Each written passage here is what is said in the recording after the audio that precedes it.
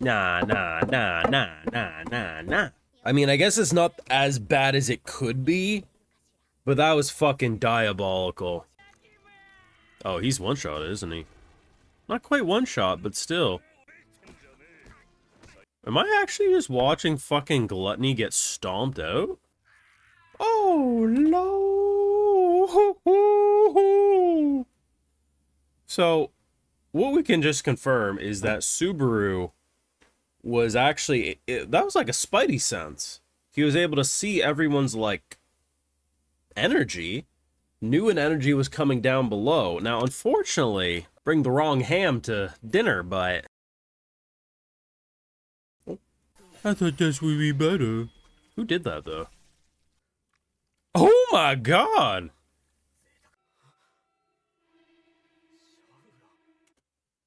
Why does Charlotte's energy look the same as that scorpion? Ooh, so we gotta defeat all the gluttonies, maybe, right? It's him? What? No! Oh, fuck. Guys, I'm not even exaggerating. It might actually be so over for ReZero fans. Holy shit, what do you mean this motherfucker is like on one hand the checkpoint's actually kind of nice, right? It's at a better starting point, but if the starting point is like fighting the secret endgame extra boss that... No, fuck. Do me a solid, like, comment, subscribe if you haven't already. Patreon full-length reactions, of course, over there. But, like, let's really boil it down to the basics. We are at a point where Who is Amelia was actually one of the tame parts of an episode. We gotta deal with Reed, right? We annihilated one of the gluttonies, right? And that wasn't enough for Ram to remember Rem. Maybe defeating him is... I don't know. We have a situation where Shala's a killer fucking scorpion. I mean, whether or not she physically turned into that, she got, like, maybe some remote control minions, I don't know, but the thing... And it's crazy, because once you really see the star design and stuff, like, once you see the color palette, in the moment, I'm just thinking, you know, I'm not thinking it's her, okay? We gotta fucking deal with Reed. We gotta deal with a fucking killer scorpion. We're in a loop that if we don't get down here fast enough, Gluttony will eat Amelia's identity so people won't remember her. See, we're definitely dying, in my opinion, to Reed in this current situation, because the difference that Subaru did this time compared to the first time after coming out of the book was he said, all right, instead of me going to the top of the tower and then coming downwards, I'll just send Melly up there. We'll immediately progress. Then what we can end up doing is we can take Ram because she won't be wounded and stuff like that. We go in and we assist, right? And in doing so, things are seemingly better. I mean, Subaru didn't lose a leg like he did. But, like, what even will be the difference that he can do? It has to be, we have to change how we handle Shala, maybe? Because Subaru now has basically a security system. He can sense, like, the energy or the souls of everyone in the tower, which is good. The unfortunate thing is he's not used to this ability, meaning it's causing him anxiety and migraines and pain.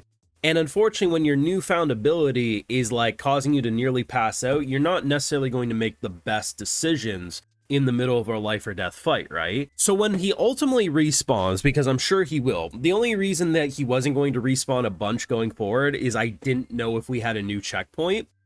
Having a checkpoint here is good because it's not like we're immediately dodging fire, but we do have to think on the spot very fast.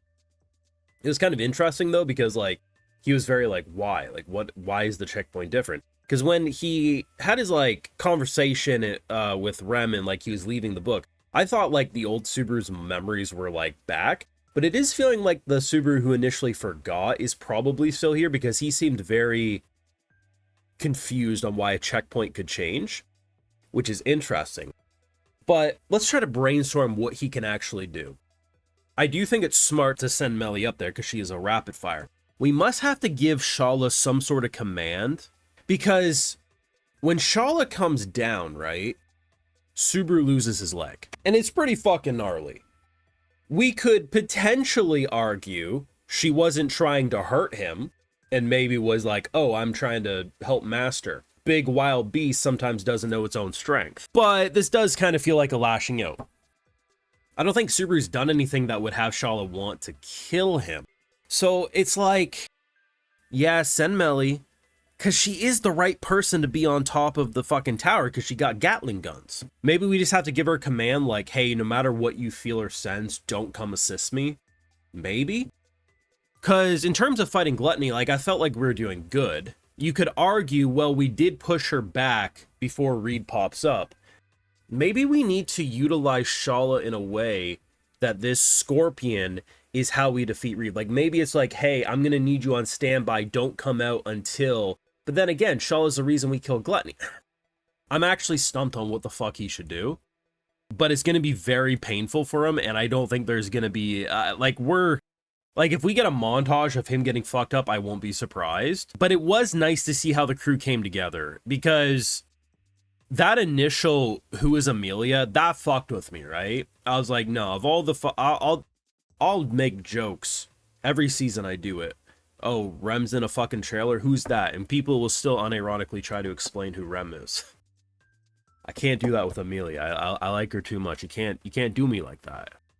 But the way they came together to take care of the son of a bitch, the way everyone just fucking stood on business. I mean, it was fucking graphic. It was very graphic. And ReZero's on a roll.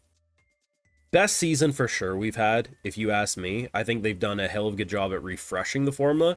And I don't even think ReZero's needed to refresh the formula. Like, they could have stuck to their tried and true method for a while. But I do think seeing Subaru in a state of not, like, throwing a level 1 Subaru into a level 70 dungeon is a very unique experience. Like, I hear a lot of these like, oh, look, listen to how many light novels there are for this Isekai, and I'm usually like, yeah, I'm sure it's entertaining, but I mean, I'm sure the author also could have found a way to end it a lot sooner. I don't feel that way with ReZero. ReZero is one of the few Isekai where I'm like, oh, if you actually tell me by the end of it, it's 50 light novels, I'm like, yeah, that makes total sense. Like, the characterization, the character development, and everything is fucking amazing in this show.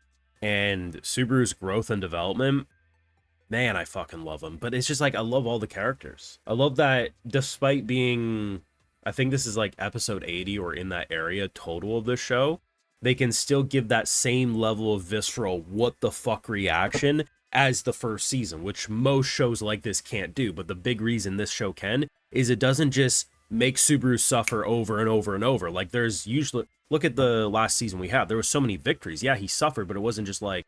It's never just torture porn. Seeing his leg blown off, looking the way it did, can still get me because that doesn't just happen every episode, right? It gonna get violent, though. Get your gravel. Make sure your stomach's prepared because shit gonna get saucy. Let me know your thoughts and feelings and theories if you got any. Like, comment, subscribe, of course. And yes, Patreon full-length reactions you over there. And other exclusives, because you know I also got to give those video shows because my patrons are what help fund my YouTube channel. All right, so today we've got Mario Jacob, Sheep Reaper, Cody Tiffany, Tiara's Grace, Joseph Shirley, Evil Twin 01, Soken the Lurker, Levi GR, Kingdoms Under, Espor, and we also have Ground on Vert. So I appreciate the support. Please take care. You know, have a good one.